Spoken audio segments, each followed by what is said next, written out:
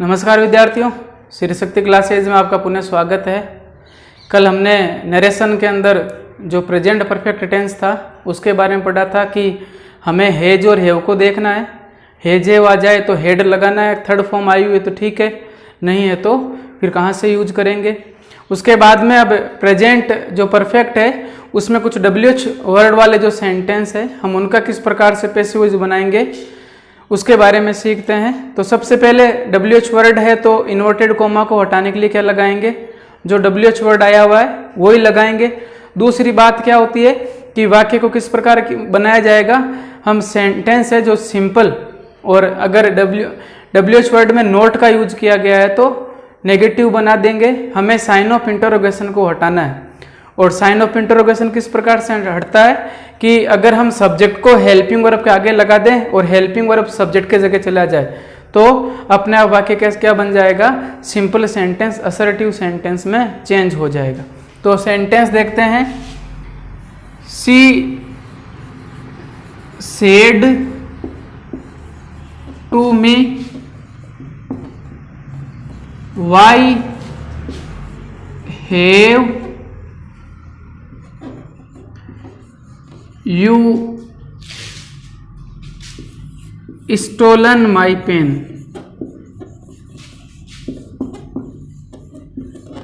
Stolen steal की third form है क्योंकि हैजेव के साथ में हमेशा वर्ब की कौन सी फॉर्म आती है, थर्ड फॉर्म। कोई भी परफेक्ट हो थर्ड फॉर्म का हम यूज करेंगे। स्टील यानी फर्स्ट फॉर्म कौन सी है, स्टील, स्टील यानी चुराना। तो शी सेड टू मी, उसने मुझसे कहा why have you stolen my pen, कि तुमने मेरा पेन है वो क्यों चुराया है। तो सबसे पहले इन्वर्टेड कोमा को हटाएंगे तो जो WH वर्ड आया हुआ है वही लगाएंगे, यानी वाई आया है तो हम वाई यहाँ यूज कर देंगे, वाई आएगा इन्वर्टेड कोमा को हटाने के लिए। उसके बाद में प्रश्न पूछा गया है तो पूछने को आस्क कहते हैं। सेड टू लिखा हुआ पार्ट सिंपल टेंस है तो आस्क्ड हो जाएगा। दूसरा चेंज इस प्रकार होगा, बची हुई चीज क्या है, सी और मी, क्योंकि आस्क्ड के बाद में टू नहीं लगाएंगे। उसके बाद वाई, अब फिर मैंने कहा कि साइन ऑफ इंटरोगेशन को हटाना है। तो साइन ऑफ इंटरोगेशन कैसे हटता है कि अगर हम सब्जेक्ट को यहां ले आए, सब्जेक्ट पता है कहां होता है, मेन वर्ब से पहले है, हेल्पिंग वर्ब के बाद में, क्योंकि इंटरोगेटिव सेंटेंस है WH वर्ड वाला। कहने का मतलब है यू तो यहां पर आ जाएगा, तो यू कौन सा पर्सन है, सेकंड पर्सन। किसके अनुसार चेंज होगा, ऑब्जेक्ट के अनुसार। तो ऑब्जेक्ट में क्या है, मी। तो ये मी किसका केस है, आई का। तो यू केस कौन सा है, सब्जेक्टिव है। तो मी का सब्जेक्टिव केस क्या होगा, आई। और हैज हैव किस में चेंज होता है, अब हैव यहां पर चेंज होकर आएगा। तो हैज हैव किस में चेंज होता है, हेड में। उसके बाद स्टोलन और माई भी क्या है, प्रोनाउन में यूज करते हैं एडजेक्टिव के रूप में। तो माई पॉजिटिव केस है, यानी आई का ही है, आई, माई, मी। और आई कौन सा पर्सन है, फर्स्ट पर्सन। फर्स्ट पर्सन किसके अनुसार चेंज होता है, सब्जेक्ट के अनुसार। सब्जेक्ट कहां पर होगा, बाहर। तो बाहर देखो क्या है, सी सब्जेक्ट में है, ये मेन वर्ब, ये हमारा ऑब्जेक्ट है। तो फर्स्ट पर्सन किसके अनुसार चेंज होता है, सब्जेक्ट के अनुसार। तो सी का सब्जेक्ट पॉजिटिव केस, क्योंकि ये भी पॉजिटिव केस है, तो सी, हर और हर।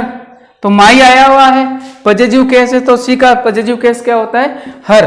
तो यहां क्या हो जाएगा, हर पेन। और साइन ऑफ इंटरोगेशन हट गया।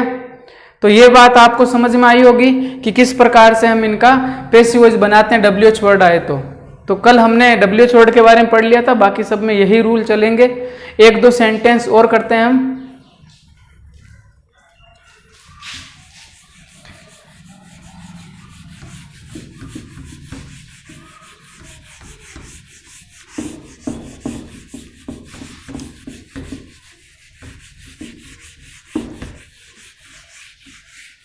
ध्यान हमें ये रखना है कि पैसिव वॉइस से कंफ्यूजन की अवस्था आ जाती है कि कंफ्यूज हो जाते हैं कि कैसे क्या यूज करेंगे।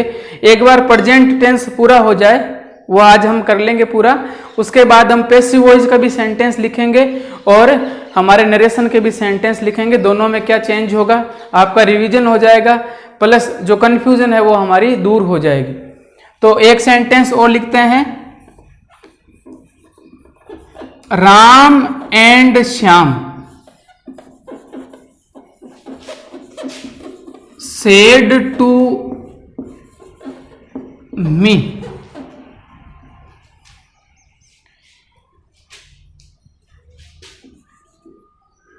why have you played cricket in the park?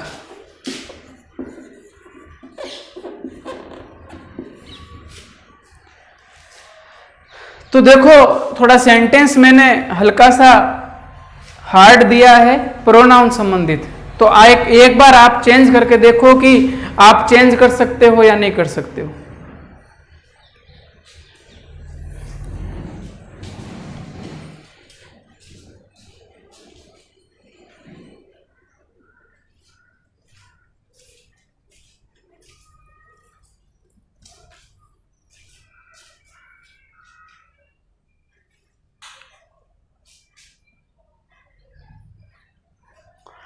तो चेंज कर लिया होगा, चेंज कर लिया होगा। तो सबसे पहले सब्जेक्ट है राम एंड श्याम, दोनों ने कहा है, अकेले राम ने नहीं कहा है। उसके बाद में ऑब्जेक्ट है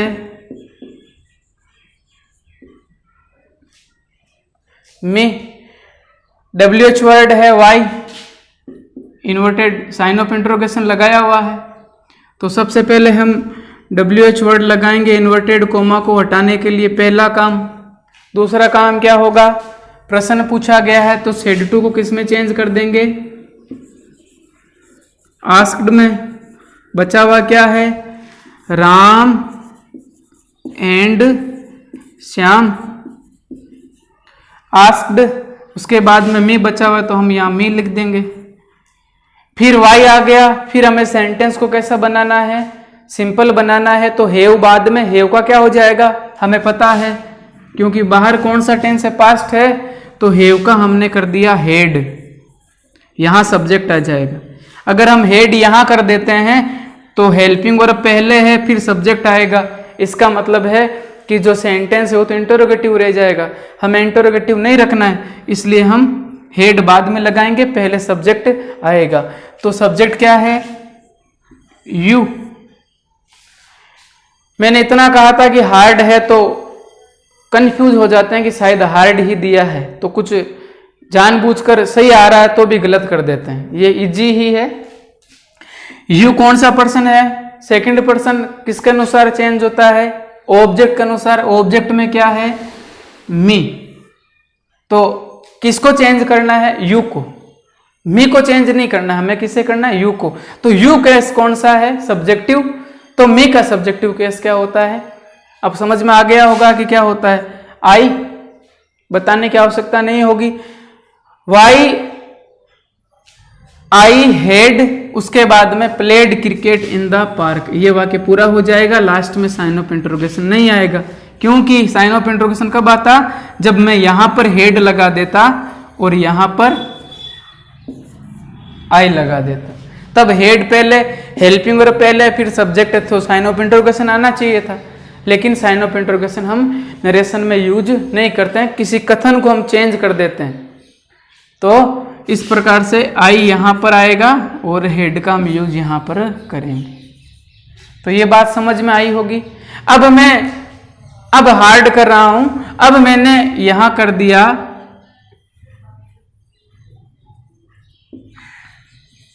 वी, वी को हमें चेंज करना है। अब इसको चेंज करो, यानी कहने का मतलब यहां पर चेंज होगा, प्रोनाउन चेंज करना पड़ेगा। किस प्रकार से चेंज होगा, आप चेंज करो। तो सबसे पहले वी हम केस लिख लेते हैं, वी आवर अस। बताओ वी का मतलब क्या होता है? हम। वी बताओ क्या होता है?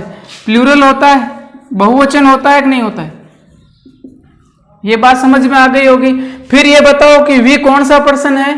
First person. फर्स्ट पर्सन किसके अनुसार चेंज होता है?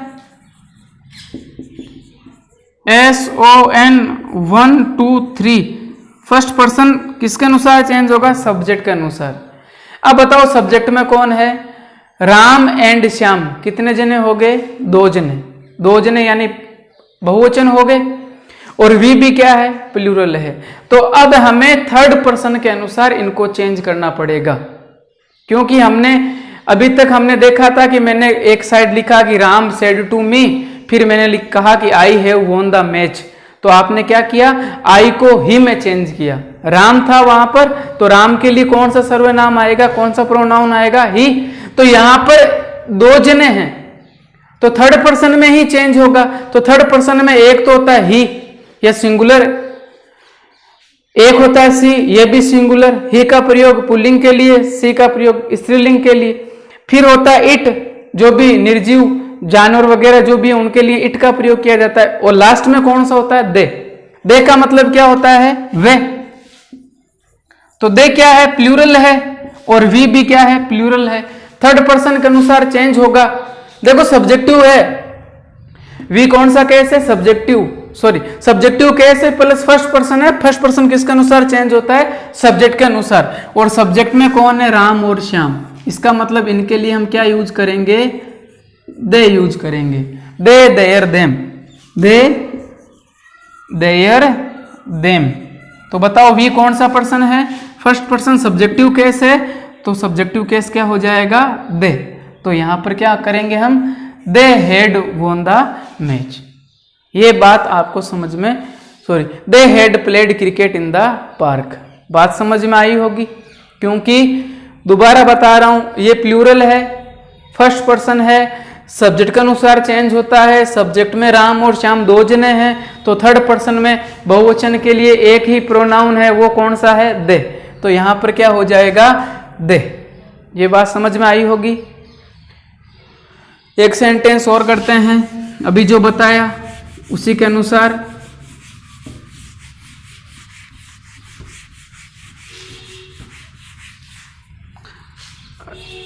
Ram said to me, I have won the toss। ठीक है। अभी जो बात बता रहा था कि यहां पर दे का क्या हो जाएगा? वी का क्या हो जाएगा? दे। अब दे हुआ, यही कारण यहां पर समझ में आ जाएगा कि राम और श्याम के लिए हमने दे क्यों लगाया है। तो सबसे पहले वाक्य कैसा है बताओ? साइन ऑफ इंटरोगेशन नहीं है, सब्जेक्ट यहां पर है, यानी I plus subject helping verb plus verb की थर्ड फॉर्म प्लस ऑब्जेक्ट, यानी सिंपल सेंटेंस है। तो सिंपल सेंटेंस होता है तो इन्वर्टेड कोमा को हटाने के लिए क्या लगाएंगे? देट, पहला काम। फिर दूसरा काम क्या होता है? वाक्य में क्या बात बोली गई है? बात पूछी तो नहीं गई है, बताया गया है, कहा गया है। तो सेड टू को किस में चेंज कर देंगे? टोल्ड में, सेकंड फॉर्म है। और टेल के बाद टू का प्रयोग नहीं होता है, प्लस ऑब्जेक्ट भी होता है। मी का मी रहेगा और राम का राम। फिर हम आई प्रोनाउन है, इसको चेंज करना है। प्रोनाउन आई है तो आई कौन सा पर्सन है? First person. किसके अनुसार चेंज होता है? सब्जेक्ट के अनुसार। तो सब्जेक्ट में कौन है? राम। राम तो क्या है? संज्ञा। और आई क्या है? सर्वनाम। तो हमें सर्वनाम को चेंज करना, तो सर्वनाम की जगह सर्वनाम ही आएगा। इसलिए राम के लिए, राम लड़का है तो क्या यूज करेंगे? ही। इसी प्रकार यहां पर वी का क्या हो गया था? दे। तो सिंगुलर है तो हम क्या यूज करेंगे? ही। और हेजेव किस में चेंज होता है? हेड में। He had won the toss. तो ये बात आपको समझ में आई होगी कि किस प्रकार से हमने इनको चेंज किया है। WH वर्ड भी समझ में आए होंगे। तो आज गुरुवार है, हम जो मंडे है, मंडे को जितने भी हमारे नरेशन हो जाएंगे वहाँ तक प्लस टेंस का और प्लस हमारे जो पैसिव वॉइस हैं इन तीनों चीज़ों का आपके क्या होगा, टेस्ट है, सभी को टेस्ट देना है। और ये भी बता दूं कि मैं जो बोर्ड पर करवा रहा हूँ वो पूरा काम होना चाहिए आपकी नोटबुक में। उसके बाद में आपको लास्ट में जब हो जाता है तो आपको PDF पे भेज दिया जाता है नोट्स अलग से, वो भी करना है। बोर्ड पर जो लिखवा दिया वो आपको पूरा का पूरा करना है।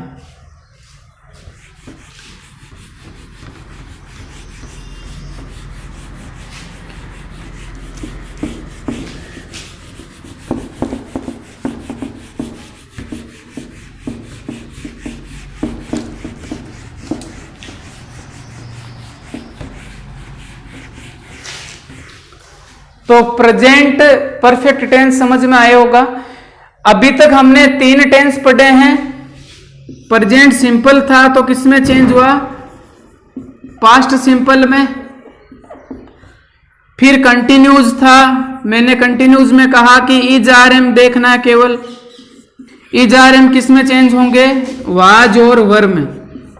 ये बातें वापस इसलिए बता रहा हूं क्योंकि जब हम पास्ट टेंस में चले जाएंगे तो वहां पर थोड़ा सा कंफ्यूजन होगा हमारे, इसलिए ये हमें प्रेजेंट का इतना ही ध्यान रखना है कि प्रेजेंट सिंपल की हेल्पिंग वर्ब डू और डज है। इंटरोगेटिव सेंटेंस आए तो किस प्रकार से उनको चेंज करना है, ये बात हो गई थी। उसके बाद में इज आर एम को हमें वाज वर्ब में चेंज करना है। इज आर एम के बाद में मेन वर्ब नहीं है तो इज आर एम का वाज वर्ब ही होगा। और इज आर एम के बाद कौन सी वर्ब आती है, आईएनजी। आईएनजी है तो वहां पर भी वाज वर्ब प्लस आईएनजी हो जाएगा। कहने का मतलब है प्रेजेंट कंटिन्यूज पास्ट कंटिन्यूज में चेंज हो जाएगा। उसके बाद एक टेंस और पढ़ा, प्रेजेंट परफेक्ट, जो अभी हम पढ़ रहे हैं। हेजेव है तो क्या हो जाएगा, हेड। और हेजेव के बाद में वर्ब की थर्ड फॉर्म है तो यहां पर भी वर्ब की थर्ड फॉर्म हो जाएगी। अगर नहीं लिखी हुई तो नहीं करेंगे। ये बात आपको समझ में आ गई होगी। आज हम प्रेजेंट में जो लास्ट टेंस है उसके बारे में बात करते हैं। तो उसमें प्रेजेंट परफेक्ट एंड कंटिन्यूस चौथे नंबर का टेंस है। उसमें भी कोई खास बात नहीं है क्योंकि आप सबको पता है कि हेजेव आए तो किस में चेंज करना है, हेड में।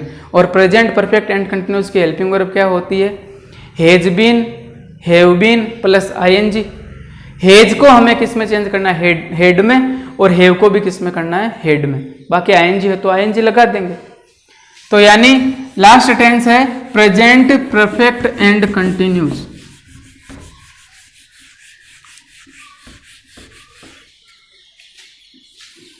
Present perfect and continues. तो पहले भी बताया था कि परफेक्ट ने कहा मेरी हेल्पिंग वर्ब ले ले, कंटिन्यूज ने कहा मेरी आईएनजी फॉर्म ले ले। ये बातें हमने टेंस में पढ़ ली थी। तो प्रेजेंट परफेक्ट की हेल्पिंग वर्ब क्या होती है, हेज और हेव। तो हेज हेव तो प्रेजेंट परफेक्ट की है, लेकिन कंटिन्यू साथ में लगा हुआ। तो नया शब्द हमेशा परफेक्ट एंड कंटिन्यूज में क्या जुड़ता है, बीन। हेज बीन और हेव बीन। हमें इस बीन को नहीं देखना है, हमें हेज और हेव को देखना है। हेज हेव आता है तो हम किस में चेंज करते हैं, हेड में। ये लास्ट अभी प्रेजेंट परफेक्ट में हमने पढ़ा था। अब बीन आया हो तो बीन ऐड कर देंगे साथ में। आईएनजी फॉर्म आई हुई मान लेते हैं वर्ब की फर्स्ट फॉर्म के साथ में आईएनजी है तो यहां पर भी क्या लगा देंगे, वर्ब की फर्स्ट फॉर्म के साथ में आईएनजी। यानी मुख्य चेंज क्या हुआ, हेड ही हुआ। यानी हमें प्रेजेंट परफेक्ट आता है तो प्रेजेंट परफेक्ट कंटिन्यूज भी आराम से समझ में आ जाएगा कि किस प्रकार से चेंज होगा। क्योंकि प्रेजेंट परफेक्ट एंड कंटिन्यूज में टाइम आता है, समय के साथ से, रहा है, रही है। ये हमने टेंस में पूरे पढ़ लिए। तो किस प्रकार से चेंज होगा, एक दो वाक्य करते हैं हम।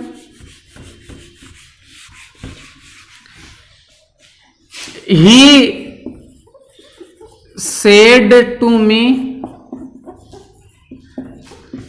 I have been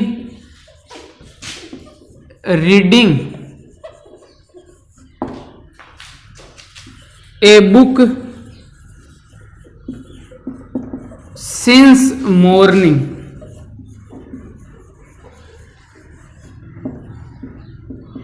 तो बताओ कौन सा टेंस है इन्वर्टेड कोमा के अंदर, have been plus ING present perfect and continuous have किस में चेंज होगा? हेड में। हमें इतना ही ध्यान रखना है, बाकी जो नियम है वो सेम टू सेम रहेंगे। तो पहले बताओ वाक्य कैसा है? साइन ऑफ इंटरोगेशन नहीं है, सिंपल सेंटेंस है, तो इन्वर्टेड कोमा को हटाने के लिए क्या लगाएंगे? दैट। जिस प्रकार से मैं चेंजेस करता जा रहा हूं वैसे करना है हमें। जब हम एक्सरसाइज करें तो फिर बाद में हमारा अपने आप हो जाएगा कि हम शुरुआत से ही हल करने लग जाएं। तो पहला हम इन्वर्टेड कोमा को हटाते हैं। दूसरी बात बताई गई है, पर्सन तो नहीं पूछा गया है, तो सेड टू को किस में चेंज कर देंगे? टोल्ड में। दूसरा चेंज, ये पहला चेंज हमने यहां पर किया, दूसरा चेंज। तीसरा चेंज क्या होता है कि हमें अंदर प्रोनाउन देखने, तो प्रोनाउन ये रहा आई, और तो नहीं है कहीं, देखो have, helping verb, been, reading आइंज, main verb, a book, object since morning time है, यानी कहीं पर भी और प्रोनाउन नहीं है, एक ही जगह कहां पर है? सब्जेक्ट के स्थान पर। तो आई कौन सा पर्सन है? First person. किसके अनुसार चेंज होता है?